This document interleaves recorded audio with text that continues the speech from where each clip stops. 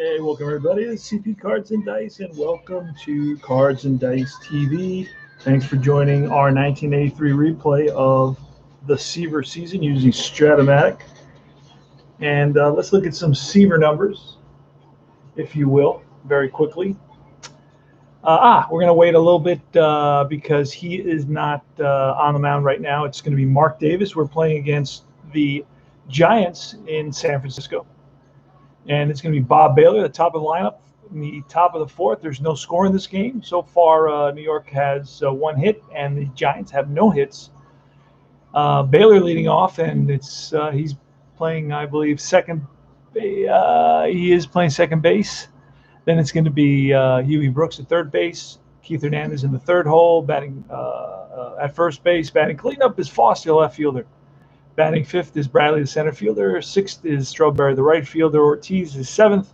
The catcher, Okenda, the shortstop, batting eighth. And batting ninth is Tom Terrific. He's doing pretty well, and we'll talk about him as soon as we come back. Right now, let's start the inning here at the top of the fourth. Hope everybody's doing well and following all the guidelines of the CDC and their local health organizations to stay safe.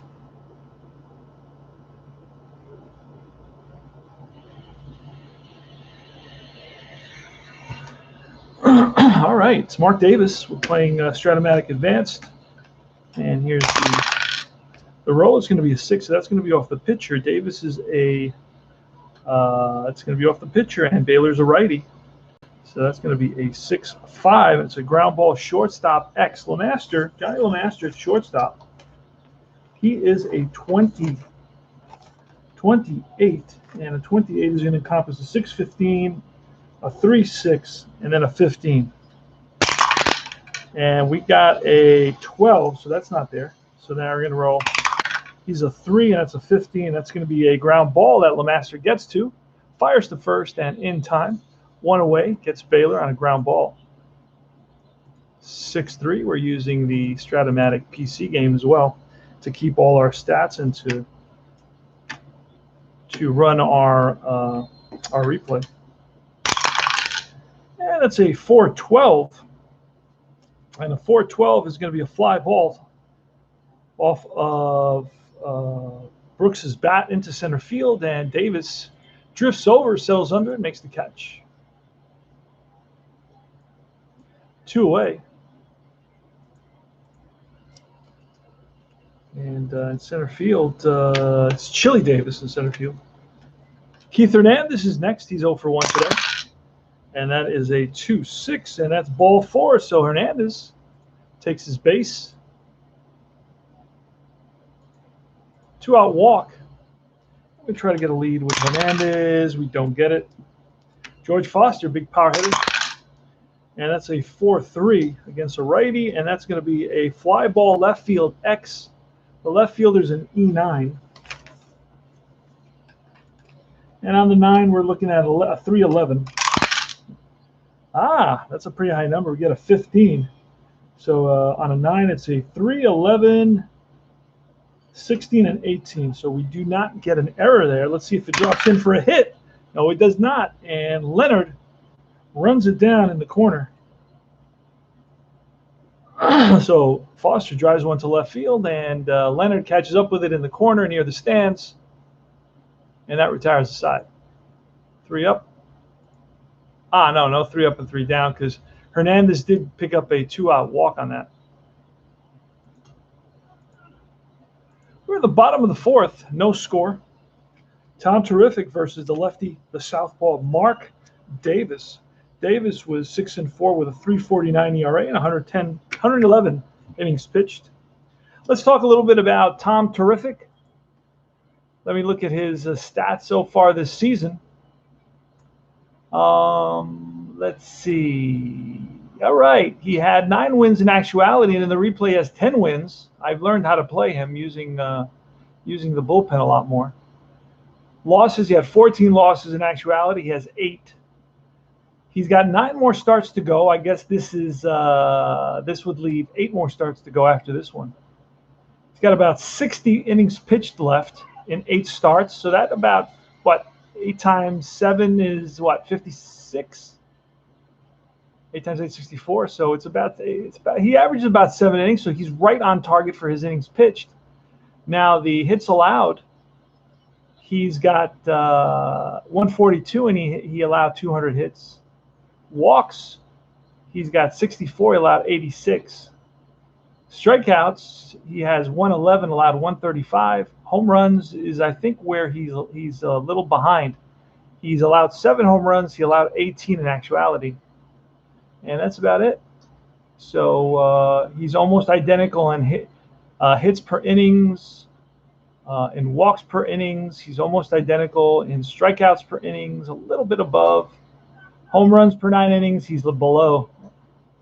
About 50% below, and WAR he's at almost identical. So it's a pretty good. And again, his ERA was 3.55 in the actual, and he's 3.07 here. So we still have 7 more starts after this one. 7 or 8 more starts. We'll see what happens. All right, so Johnny LeMaster, let's get started. Here's the pitch. That's going to be a 1-8, and that's a strikeout. So Seaver blows a fastball by LeMaster, and LeMaster heads back to the bench with the bat on his shoulder. Darrell Evans, bats from the left side. That's a 4-6, and that is a ground ball second base X. We're looking at a 39. Ouch. And a 39 is going to be a 3, 12, 13. And we got a 10, so it's not going to be an error. Well, it's a ground ball that the second baseman Baylor gets to, and he whips it over to first in time to get Evans. That's 2 away. At the bottom of the 4th, no score. Tom Terrific versus Mark Davis, 1983. Jack Clark. And that is a 1-5, and that's ball 4. So Clark with a 2-out walk. And that puts the go-ahead, or the only run of the game, the go-ahead run at first base with 2 outs. Next is Jeffrey Leonard. Here's a pitch from Seaver. He's a right-hander. That's a 2-12, and that is going to be pulled down the line, and Brooks backhands in the corner. Long throw to first in the dirt and scooped out by Hernandez for out number 3. So nice play by third baseman Brooks. Throw was a little bit low, but it was a ball that was scooped by Keith Hernandez at first base. Mets defense has really improved since he's joined the club. We go top of the 5th, playing Strat-O-Matic Advanced, replaying the Seaver season, the 83 Seaver comeback to the Mets. Mark Davis is going to be, and Mark Davis is a 6, and we are in the top of the 5th, so he's still good to go. And that's going to be a 3-7. He's a lefty, and that's going to be a strikeout. So Mark Bradley swings and misses at a curveball, and that's 1 away. Next is Darryl Strawberry, lefty on lefty here, and that's a 1-5, and that's ball 4. So Strawberry is going to manage a walk, trots down to first base. And he's going to try to see if he can get a lead. Strawberry is a 2-5 and an 11, and that's a 12. That's not going to do it. Here's Junior Ortiz. Pretty good hitter, Junior Ortiz. That's a 6 against a righty, a 6-7, and that is a strikeout. So Ortiz swings and misses at a high fastball, and it's Oquendo. Here's the pitch to Oquendo, and that is a 3-12, and that's popped up. Foul ground. Rabb, I think that's how you pronounce his name, R-A-B-B. Rabb comes over, flips the mask away, settles under it, makes the catch, and that retires the side.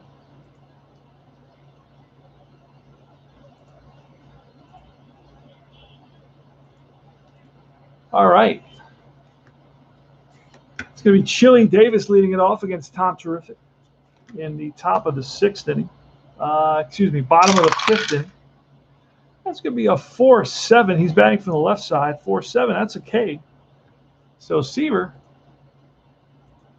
strikes out Chili Davis. And I was going to show you guys something real quick here. I got this really great book. It's really cool. And it's all about the pitches that guys throw. So right here it says about Seaver. Seaver has a rising four-seam fastball, a sinking two-seam fastball, a slider, a curve, and a change. Fastball, two-seam, and a four-seam. And this book is called The Guide to Pitchers, Nair James Guide to Pitchers, Bill James. All right, it's Tom O'Malley with one away in the bottom of the fifth. And that is O'Malley's a lefty. So that's going to be a 5-11, and that's a right field X. And I believe Strawberry is a 6 out there. So a 6, 3, 4, 14. And that's going to be a 6. And I said, well, the 6 is his. Yeah, so it's going to not be an error. And we're going to go and see if it's a ball that he can catch up to, and I doubt it. I doubt that he'll catch up to that ball. No, it drops in front of Strawberry, and O'Malley's in there with a single. Little blue Texas League single that Strawberry hesitated a bit to get to, and then it dropped in. And he gets it in quickly to Baylor at second base. John Rabb now. And O'Malley is going to try to get the lead. And he does not get it.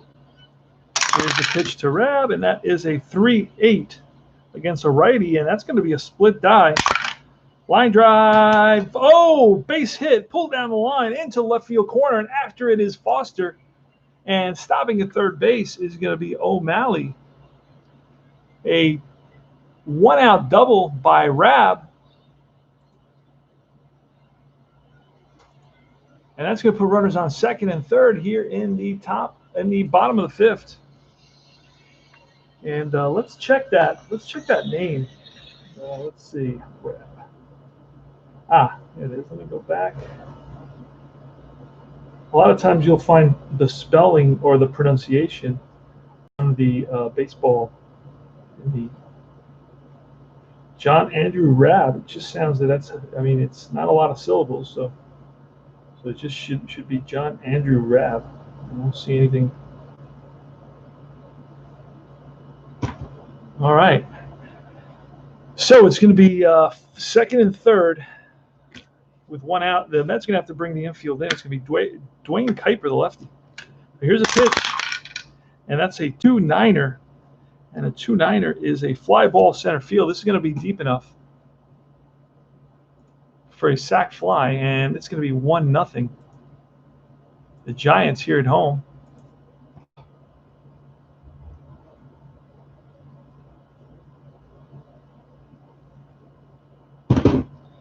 All right, next batter now. 2 outs. And here comes Mark Davis, the pitcher. There's a pitch from Tom Terrific. That's a 1-7. That's strike 3, and that retires the side. So Seaver blows a fastball by the pitcher. And we go to the top of the sixth. Seaver's leading it off. See if Seaver can get the Mets going here. 1-0 Giants. That's going to be a 6. Seaver's a righty, so it's a 6-8, and that's a fly to right. Shallow right. Clark over. And squeeze it for the out. 1 down. 1-0 Giants in the top of the sixth. Baylor's up.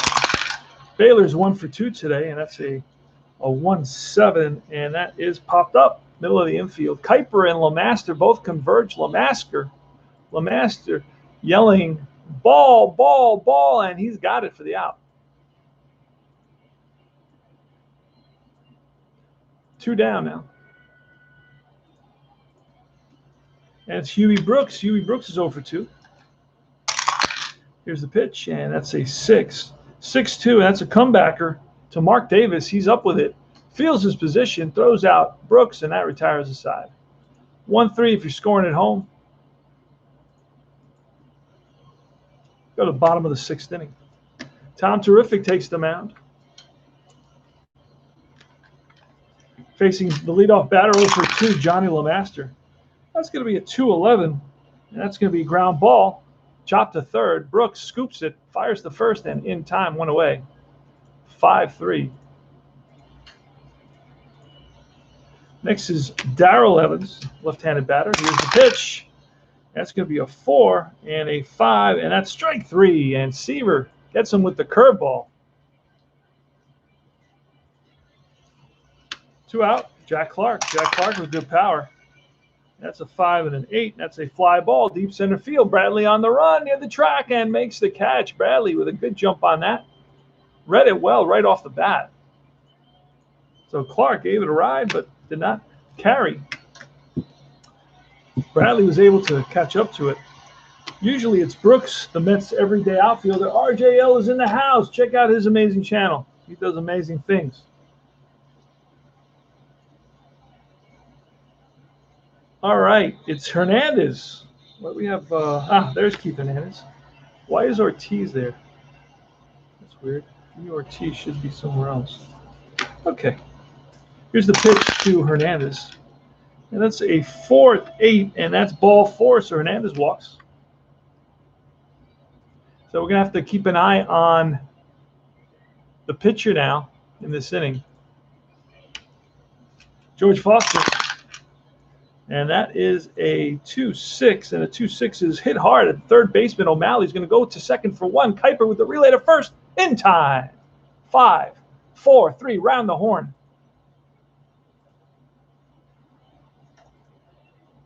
Two away, nobody on.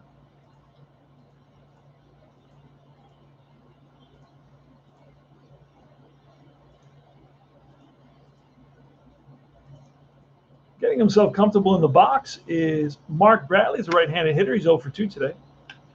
Mark Bradley, center fielder. Here's a pitch from Davis, and that's a 2-7. And that is going to be lined and caught by the shortstop. Nice leap by LeMaster. Bradley hit it on the screws, but right at LeMaster, who waited for it and went up about 4 feet and brought it back down. Just barely got it. And that retires the side. Go to the bottom of the 7th. Tom Terrific still in there. It's going to fade. It's a 1-0 Giants game. Jeff Leonard leading us off. He's got a 2-8, and that's going to be lined. Base hit center field. And he rips that to center. Played on a hop by Bradley. Gets it into the shortstop, Okendo. Chili Davis now. Now Leonard's going to try to get a lead. That's a 10. He does not get it. Chili Davis is a hit and run D, so we're not doing that either. That's going to be a 3-4. 3-4, that's a fly ball, right field. Davis pulls it down the line, and Strawberry near the stands and makes the catch. Darryl Strawberry learning how to play the outfield. Runs that one down. All right, Tom O'Malley.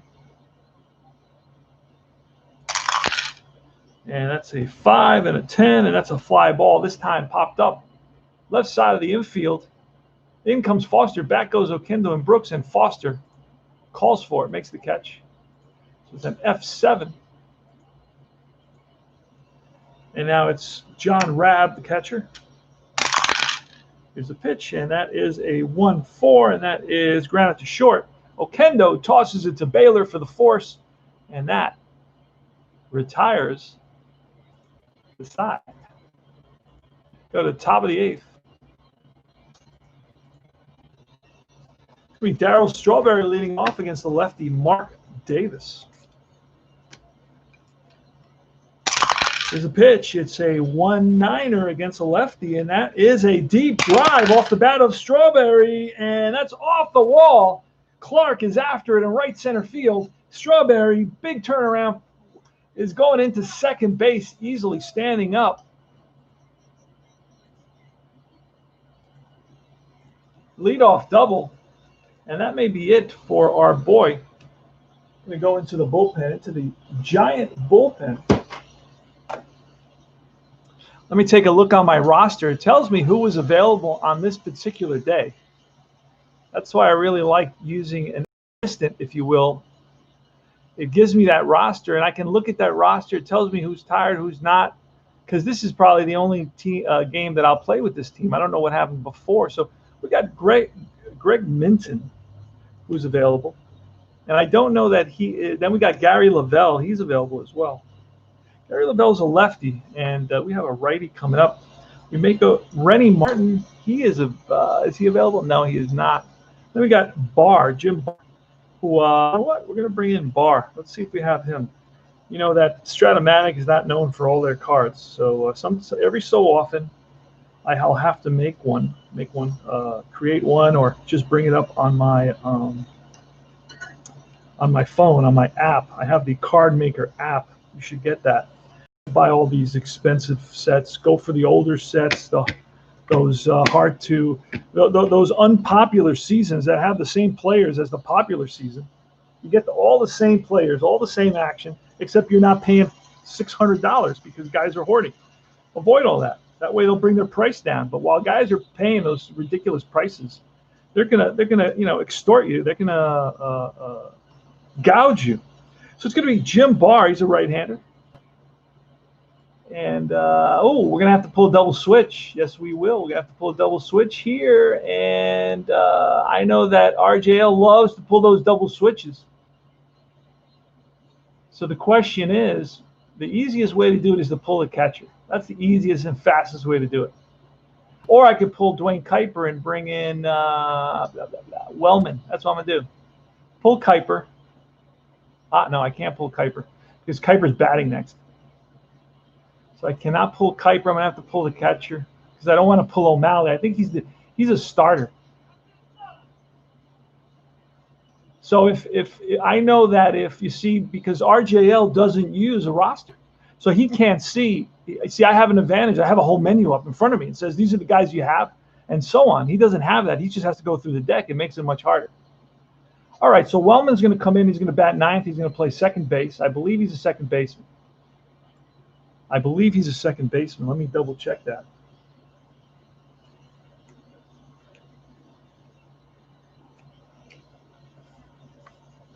Well, I know Youngblood can play second base, so he can do that too, I believe.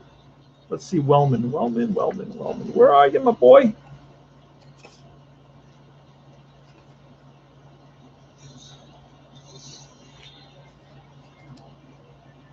Now, let's say if I don't have Wellman, guess what? I do. I'm pretty sure I have Wellman because I've seen him start in a couple other games I've played with San Francisco. But let's say I don't have a player. Well, I'll just kind of bypass that player unless I don't have a choice. If I don't have a choice, then I'll create him. But if I do have a choice, like right now, I can, instead of Wellman, I can bring in Joe Youngblood, which I was 100% sure. I could have swore I saw Wellman. Really weird. Oh, there he is, Brad Wellman. And he is a second baseman. Okay, perfect. That works out. I knew I had Wellman. All right, and then the pitcher is going to be, and we decided it was going to be Jim Barr, right? Yeah. So Barr goes into the 7th spot. Wellman goes into the 9th spot. And we'll be okay for the next couple innings, maybe for the whole game. And then, of course, Wellman's going to play second base there. All right, there we go.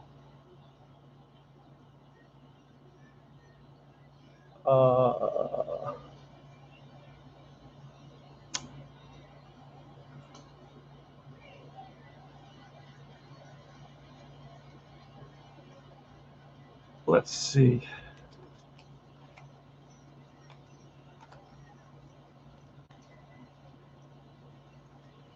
No, May is not there.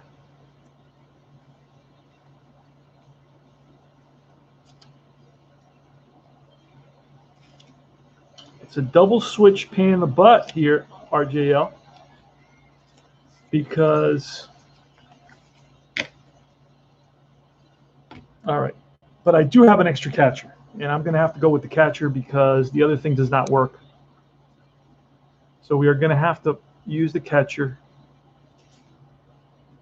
instead of that. So we're just going to have to, and then we're going to move forward just like that. So, but it makes it much easier. And even with the menu, you still got to do some, planning and thinking and so on and so forth.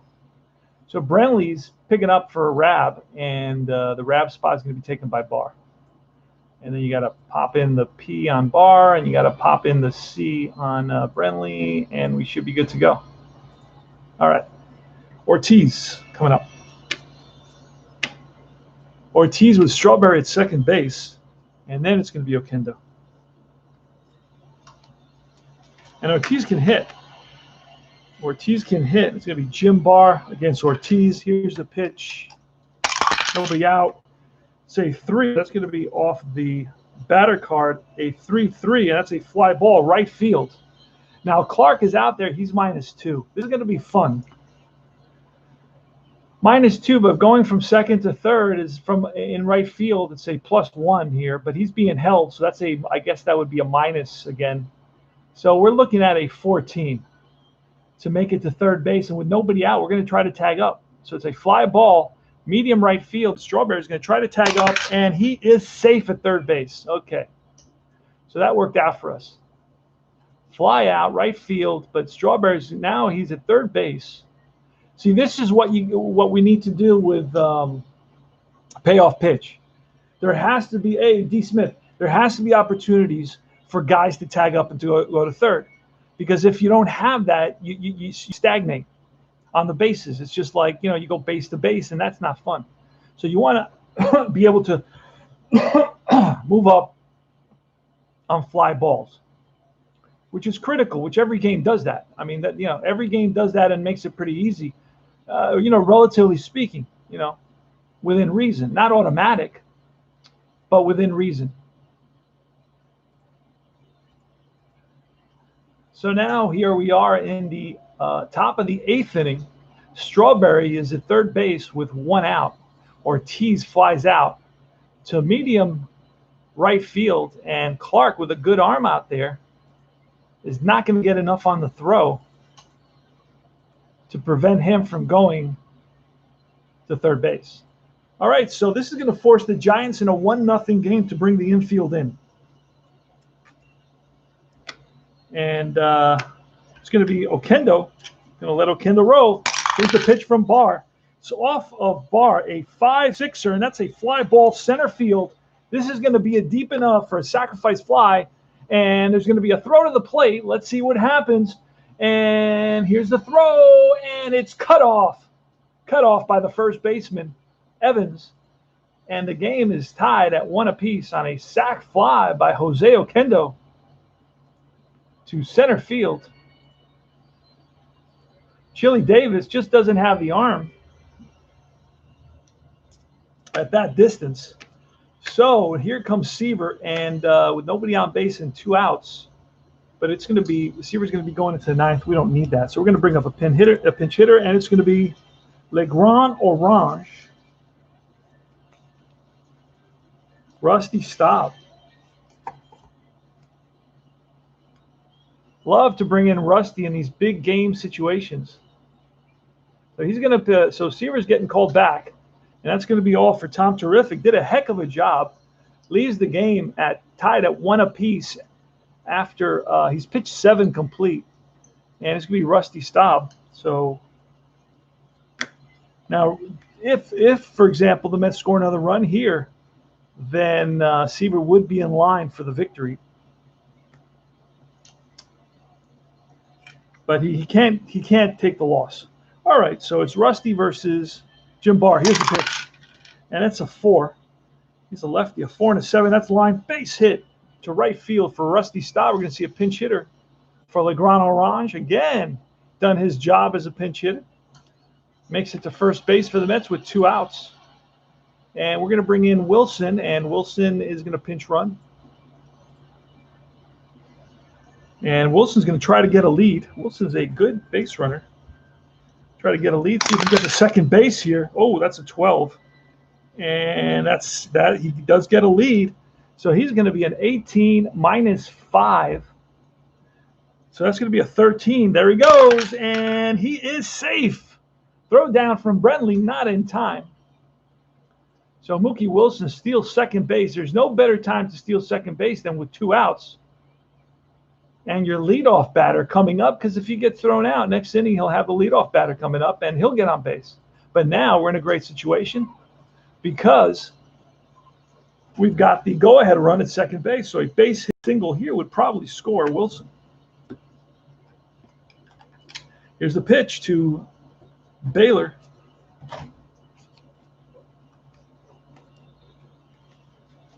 Bob Baylor, who's 1 for 3 today. And that's a 5 versus a righty. A 5-5, and that's a fly ball. Center field. Davis on the run. Will he get there? He slides and makes the catch for the 3rd out of the inning. And the Mets tie the ball game here in the top of the 8th. We go to the bottom of the 8th, tied at 1 apiece. New pitcher for the Mets. It's going to be Jesse Orosco. He's their go-to guy, Jesse Orosco. Going to be placed in the 9th spot.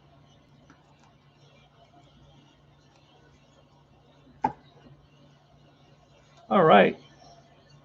So Mets tie it up. Go to bottom of the 8th in a tie ball game.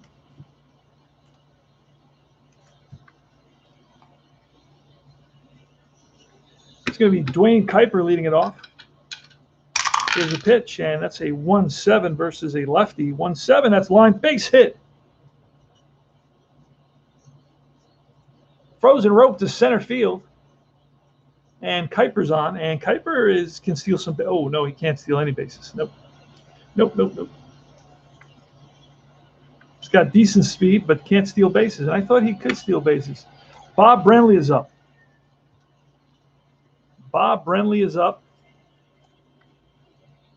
And he's in there. He's in here somewhere. I think I put him in here. Let's see. There he is. Okay. His hit and run's a D, so we're not doing that. Here's the pitch from Orosco. That's a 1-7. And that's strike 3 on Brenly. Big curveball gets Brenly. Went away. Kuiper's on at first. Johnny LeMaster, he's 0 for 3 today. Here's the pitch, the right-handed batter. And that is a 2-6, and that is strike 3. Again, the off-speed stuff. And LeMaster goes fishing after that. Then it's Darrell Evans now, good power hitter. Darrell Evans hit 30 home runs and 500 at-bats. So he's lefty on lefty. Orosco better proceed with caution against Darrell Evans, the first baseman for the Giants. Here's the pitch, and that's going to be a 5. This is off Orosco, a 5-4, and that's a deep fly ball, center field. Bradley on the run in right center field, and he tracks it down right before the wall. Slows himself up by extending his arm. Nice catch, and that retires the side.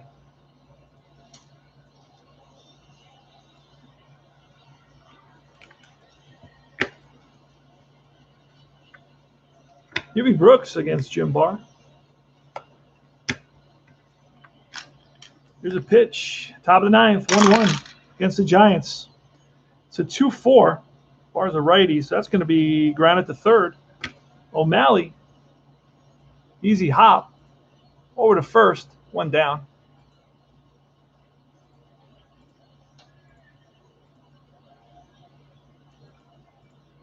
Keith Hernandez. He's 0 for 1 with 2 walks. George, where Keith Hernandez? Okay, there he is. And that's a 1-4 against the righty, and that is a fly ball to right. Clark drifts over, settles under it, makes the catch, 2 out. And it's George Foster, big power hitter for the Mets, and that's a 4.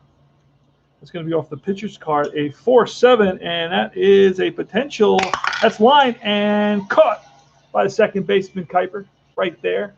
Little sinking liner that Kuiper extended and got it right before it hit the ground. So line out for Foster.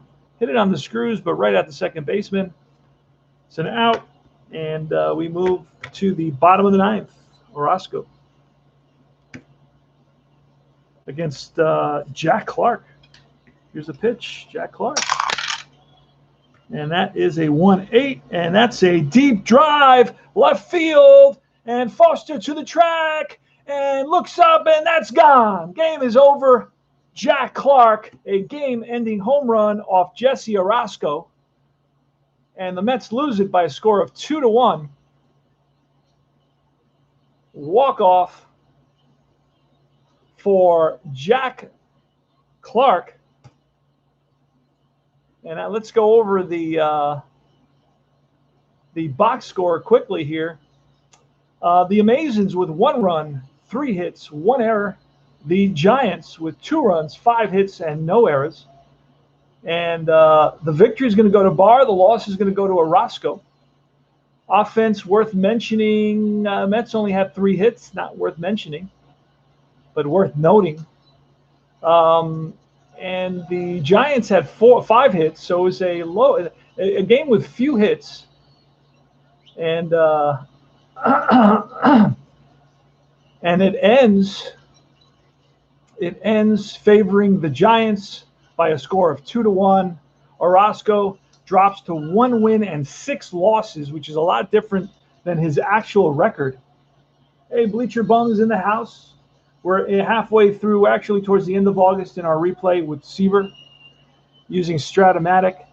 And Orozco, who was like 13 games as a relief pitcher, which is crazy. Think about that. He won 13 games. I think he led the staff in victories. He only has 1 victory in this replay, and that, again, is proof positive that there is no way really to reproduce. And if you guys know of a system that reproduces 1-loss records, I'd like to know about it, because I haven't found one yet, and I played them all. Well, not all of them, but a handful. And but if you know one, let me know, because Orozco's 1-6 instead of being 13. He was 13-9 or something to that effect. ID Gesture's in the house. Jack Clark just hit a walk-off. ID Gesture, you brought the Mets bad luck, dude. Come on. And that's about it. That's about it. Rusty Staub came in. Legrand Orange as a pinch hitter, and he lined one. And then he was pinch run for by Mookie Wilson. And Wilson stole second. Staub raised his average to 337. I love Rusty Staub. And Jim Barr improves his record to 6-9. And the crowd, with a good shout out to Jim Barr. That's about it, guys. This is CP Cards and Dice with another Met game. This was July 19th, game 120. So Seaver has about 8 starts left. I'm probably going to play a couple more on my own, and then I'll probably stream another one. And then I'll play a couple of inside pitch games, and then I'm going to get into the payoff pitch. I want to replay Seaver with payoff pitch. I want to see how Seaver does using the payoff pitch system, and then so far I'll have APA, I'll have Strat, and then I'm going to do payoff pitch. I'm going to compare and contrast, and then I may do one more. I may do like a History Maker Baseball, which would be interesting to do, or I'll do a Status Pro. Who knows? But I'm going to take a break in between. Because I'm kind of getting a little bit worn out by. But I did show this book today, guys, and I think if anybody's still here, Guide to Pitchers. It tells you, and you can get. I got this for like $1. Okay, it tells you what the pitcher throws, what all the different pitchers threw. Like it says here, pitch selection for Tom Seaver: rising fastball, sinking, 2-seam fastball, slider, curve, and change. Let's see. Mike Scott threw a fastball, mid-90s, slider, change, and a curve. From 85 to 91, he had a split-fingered fastball, a fastball, and a slider. Fascinating book. It's not every single player, and it only goes up to like the late 80s, I believe. This was made in when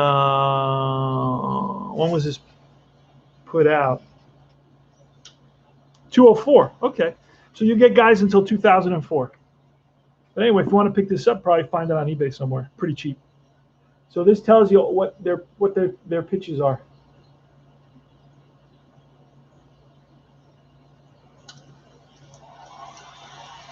Anyway, that's it, guys. I will see you later. CP Cards and Dice. I will check out your streams and have some fun over there. Comments, making comments. Strikeout.